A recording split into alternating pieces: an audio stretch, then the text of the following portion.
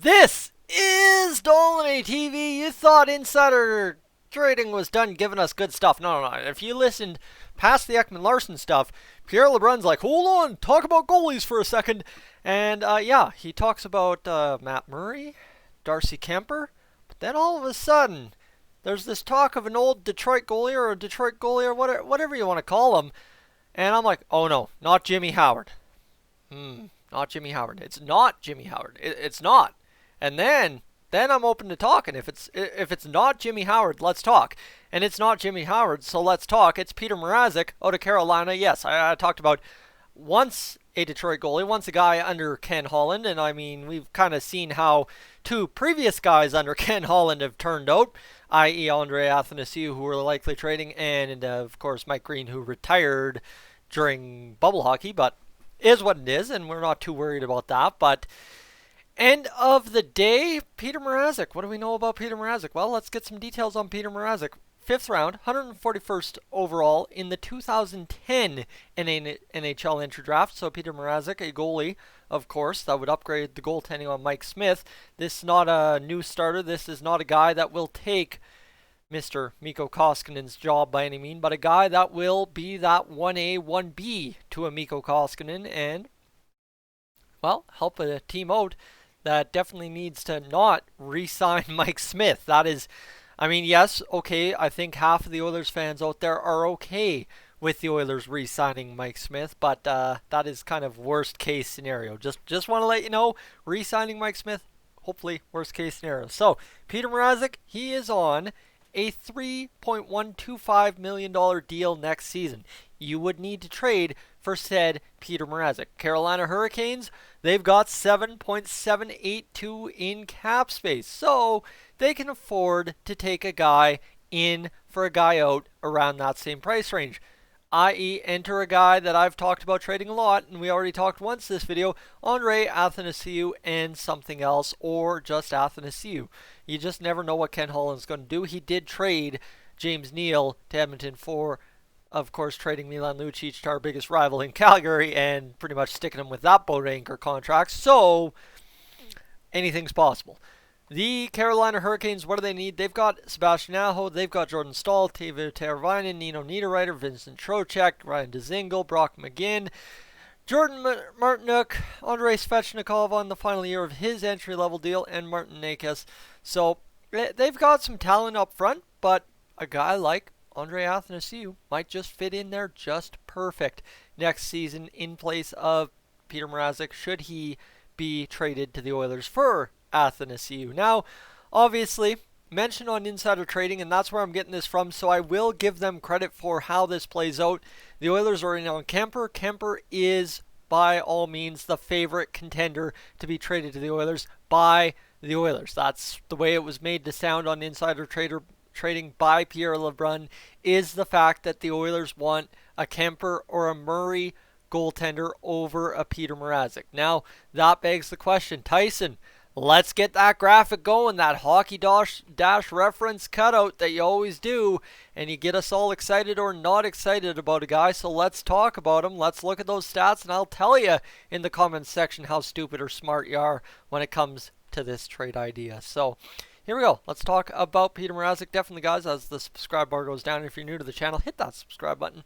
Stay tuned. We've got the draft coming up next week. We'll have a live stream. You don't want to miss it. Oilers pick 14th overall. That said, sales job over. This needs to be much bigger because it's way too small for my eyes to read on a Tuesday after work, and I might need to get my eyes checked. Just, hey, might be a thing.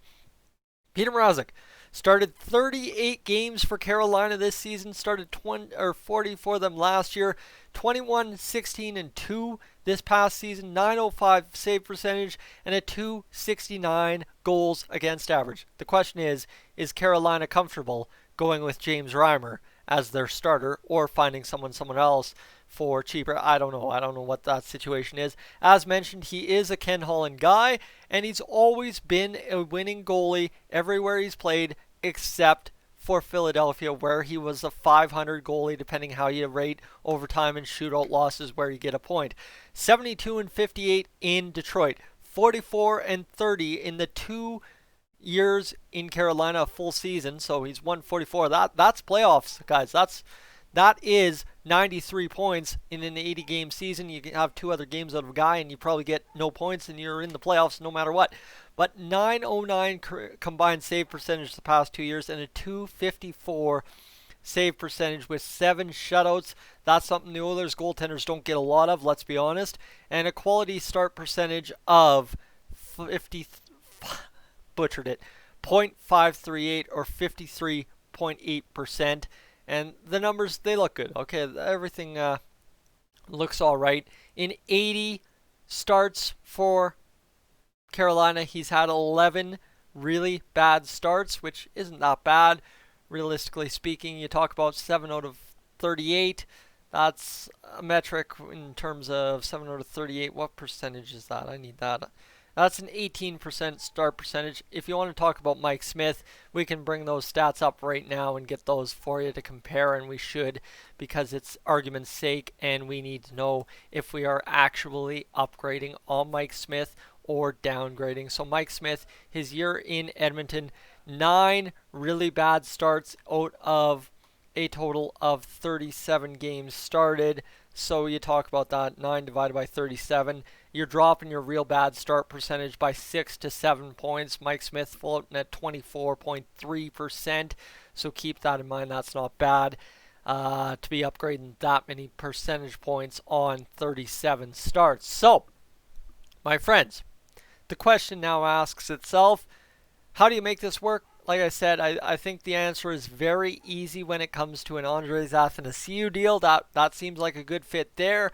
Other than that, I don't know where the Oilers have a room to maneuver with Carolina. Obviously, I think Alex Nedeljkovic is a goalie they have in their system over there in Carolina, so they don't need prospects. He might be a starter for Carolina next season, depending on if Petr Mrazek gets dealt, so that's something to keep in mind as well there.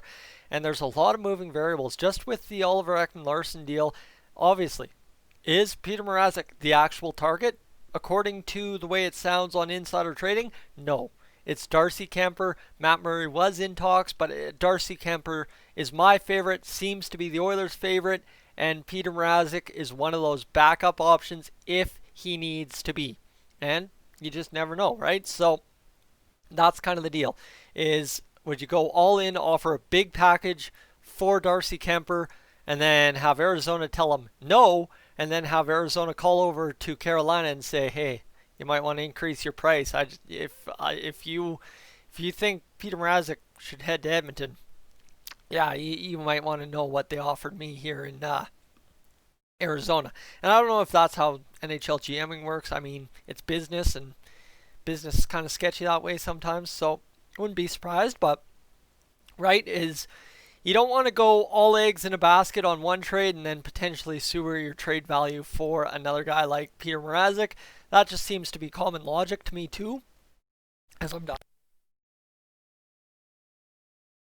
But yeah, there's a lot of ways to go about this, and for a backup option or a 1A, 1B option, he's not a bad get. And Carolina, obviously, they don't need draft picks. They've got enough draft picks to last them an apocalypse at this point for this draft. They've got a first rounder, 2 seconds, a third, a fourth, a fifth, and 2 sevenths. That's good enough compared to the Edmonton Oilers. And they really don't have that much money to float around in terms of what they have to re-sign. Warren Foegele, Justin Williams, Trevor Van Riemsdyk, Sami Vatanen, Hayden Fleury. Those are the names on the back ends that need contracts, and they've got 7.7 in cap space, so I don't know if they go out there and re-sign anyone big, but potentially trading Petr Mrazek, letting Nedeljkovic get in there, and adding an Athanasiou really, actually by the looks of it to me, makes sense for Carolina. Wouldn't be a bad addition for a team like Carolina. And of course, well, you know what? End of the day, Petr Mrazek, 1A, 1B option in Edmonton would be a good get for the Oilers as well, based on his numbers the past 2 seasons. It's a steady Eddie option for a younger goaltender. Like, he'd be a goaltender below his 30s playing in Edmonton. That's unheard of outside of Devin Dubnyk and maybe a couple other guys. But guys, I'm Tyson. This is Stolany TV. She's been a crazy night. Did not expect to have insider trading bomb dropped on us today, but it absolutely has been. Guys,